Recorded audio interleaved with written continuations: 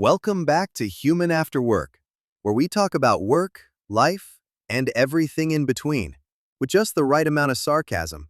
I'm your host, and today we're diving into a question I hear a lot, especially from our younger listeners. Am I too young to exist professionally? Or as the episode title asks, will they not hire me because I'm Gen Z? It's a hot topic, isn't it?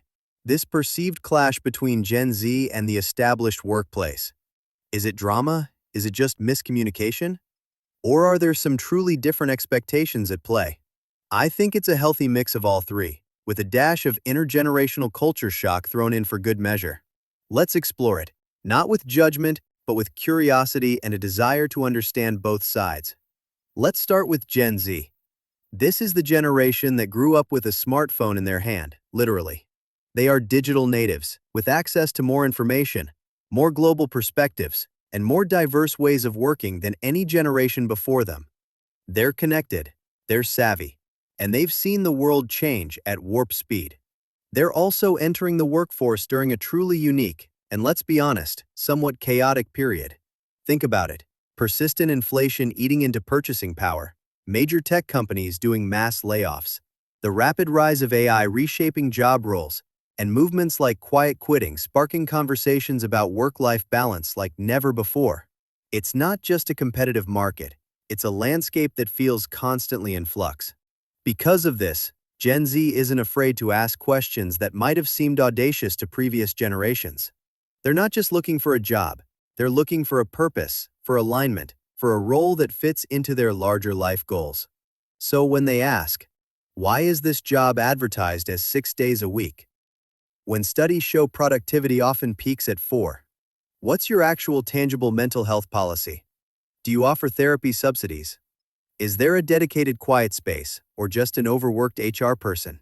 Is this salary before or after tax? And what's the clear growth plan for the next 6 months? What skills will I learn here? These aren't necessarily signs of entitlement.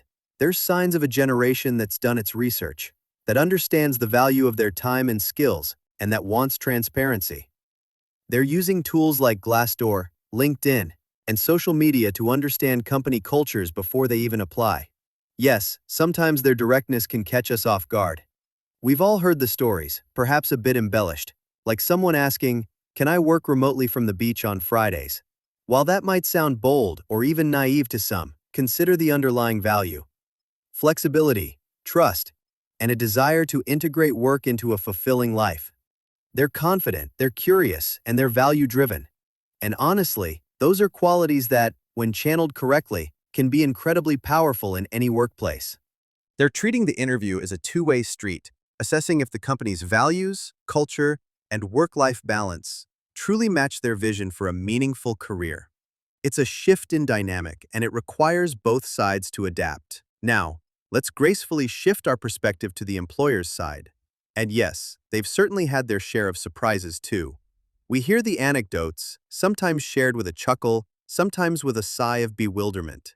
The Gen Zer who showed up 3 hours late on their first day and cheerfully announced, "Well, at least I'm here."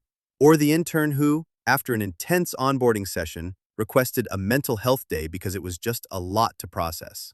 And who could forget the Zoom call story, where a candidate brought their cat into the frame, stroked it throughout a crucial client meeting, and then somehow accidentally muted the HR manager during the CEO's big speech for 5 whole minutes.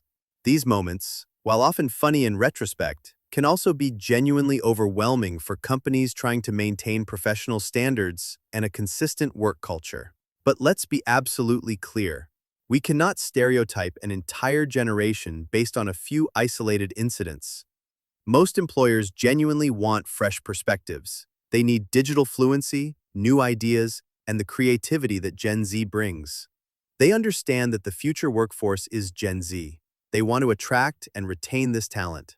However, employers also need foundational elements: accountability, a baseline level of professionalism in communication and conduct, and basic workplace skills. They need people who can show up on time, manage their tasks, collaborate effectively, and yes, sometimes just handle a spreadsheet without immediate panic. The core tension often arises here.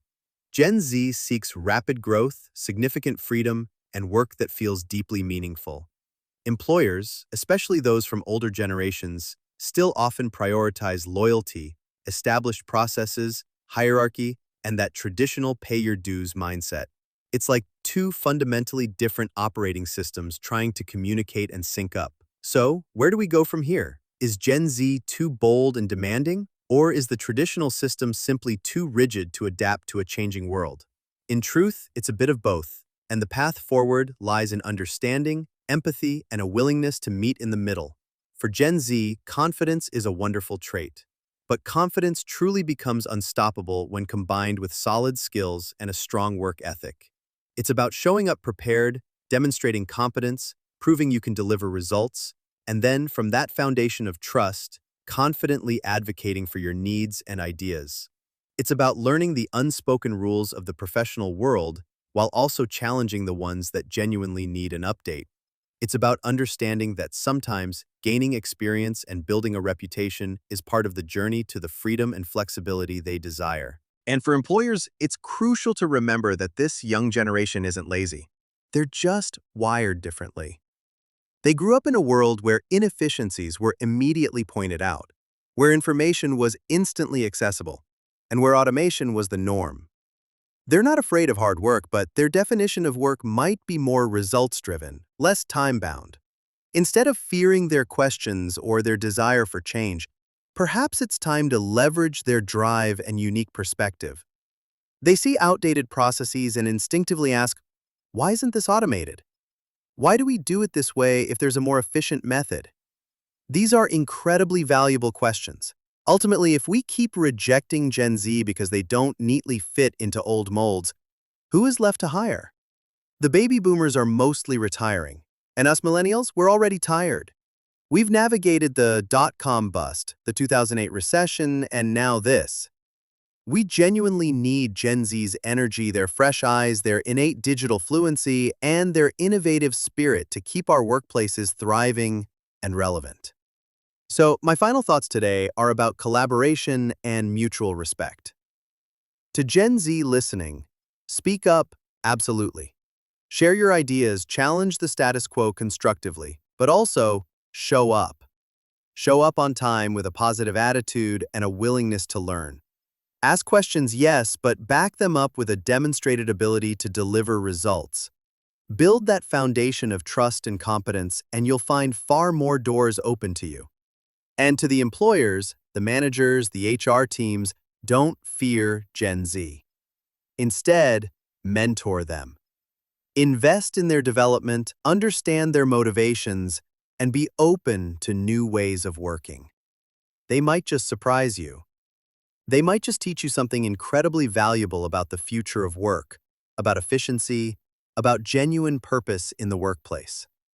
This isn't about one generation being right and the other being wrong. It's about finding common ground for a stronger, more dynamic, and ultimately more human workplace for everyone. This has been Human After Work. If this episode resonated with you, made you think, or perhaps even chuckle awkwardly at your desk, please follow the show. Share it with your boss, your intern, your favorite HR friend, or that Gen Z cousin who's currently between jobs. We'll catch you next time for more work, life, and everything in between, with just the right amount of sarcasm.